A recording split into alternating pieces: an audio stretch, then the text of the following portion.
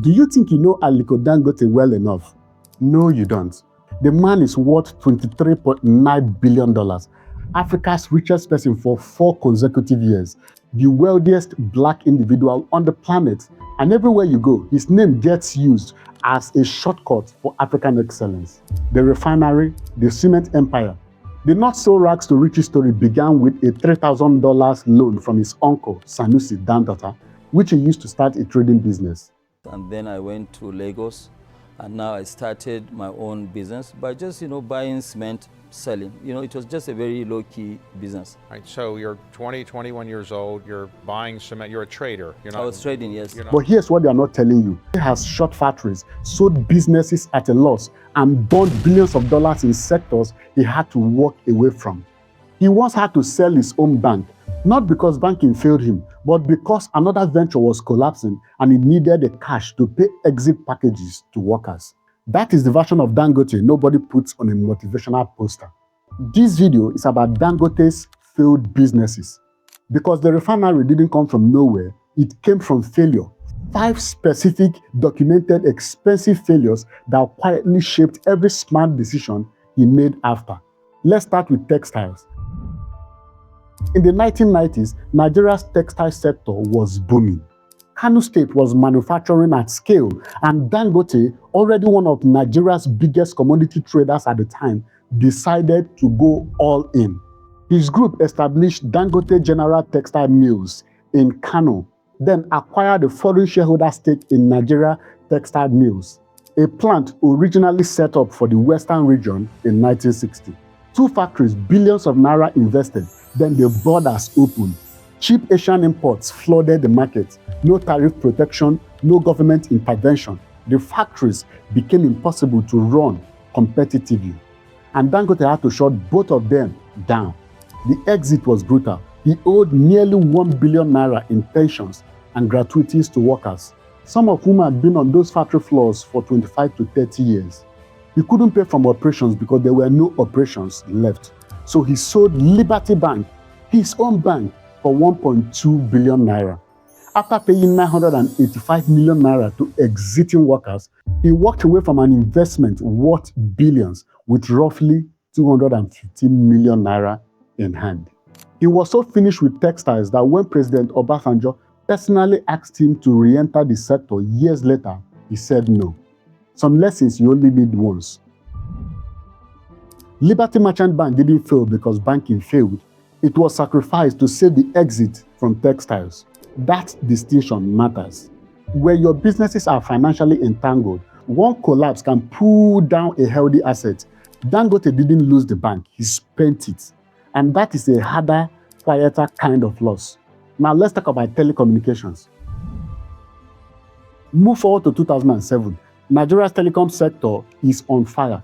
MTN and Econet had launched in 2001 and changed the country overnight. Millions of Nigerians got their first phone, and the sector was growing faster than almost anything else on the continent of Africa. Dangote wanted in. His subsidiary, Alheri Mobile Services, secured a 3G license from the NCC alongside Airtel, Glo, and MTN. He had the license, he had the brand, he had the capital. What he didn't have was the operational architecture that telecoms actually demands, such as towers, roaming deals, a subscriber acquisition machine, years of patient investment before the numbers work.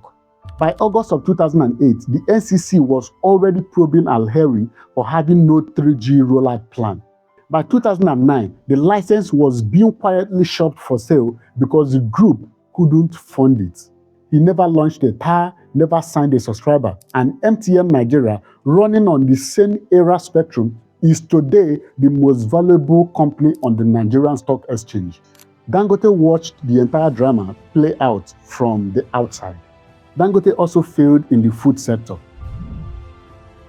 Now, 2016, the Dangote tomato processing factory launches in Kadawa, Kano, Nigeria's largest tomato plant, with the capacity to process 1,200 metric tons of fresh tomatoes per day.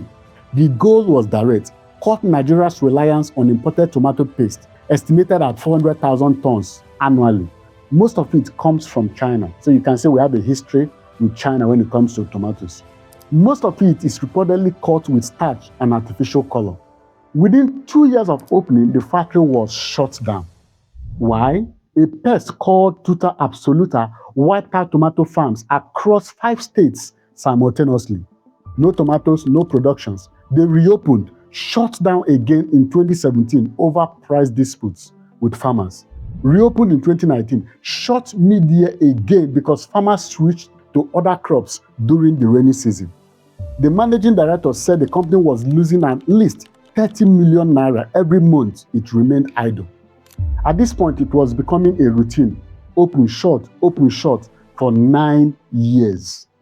As of 2025, the factory was described as rusting away in Kano. Dangote Flour Mills launched in 1999 and grew to become Nigeria's second largest milling company. In 2012, he sold it to South Africa's Tiger Foods for $200 million. 3 years later, Tiger Foods sold it back to him for $1 after making losses. Dangote tried to stabilize it, then sold it again to Olam International for 120 billion naira. Just before the sale, the company had declared a loss of 1.16 billion naira. A business he had owned for 20 years, sold twice, returned once, and exited with losses on the table. What it all means: 5 ventures, textiles, banking, telecoms, tomatoes, flour. Each one entered with serious money and a real thesis. Each venture ended in a shutdown, a forced sale, or years of dysfunction. 3 failure patterns run through all of them, and they are not unique to Dangote. They are the same trap that swallow African industrialists repeatedly. First, policy dependency. Textiles died when import barriers disappeared. The tomato factory struggled because agricultural policy was inconsistent, and enforcement against smuggled Chinese paste was non-existent. When you build at an industrial scale in Nigeria, government policy is effectively part of your business model. When it shifts without warning, you absorb the loss personally. That is not bad management. That is the cost of building in an unpredictable policy environment. Second, supply chain fragility. A factory that needs 1,200 tons of fresh tomatoes per day requires a deeply engineered agricultural ecosystem underneath it, not assumptions about farmers showing up. Dangote built the processing end without securing the supply end. That is a sequencing error. The supply chain has to be as deliberate as the manufacturing capacity. Third, capacity versus competence. The telecom story proves this. Capital buys you license. It doesn't buy you the operational DNA to compete with MTN. Manufacturing and telecoms are different sports. Knowing a market is big is not the same as knowing how to win in it. Now, here's what Dangote actually did with all of this. He didn't re-enter textiles. He sold flour rather than keep subsidizing an import-dependent model. He walked away from the telecom license before it drained him further. And then after all 5 of those losses, Dangote spent $23 billion and 11 years building a petroleum refinery and said publicly, "It was the biggest risk of my life. If this didn't work, I was dead." It didn't kill him. His net worth went from $13.9 billion to $23.9 billion in a single year on the back of it.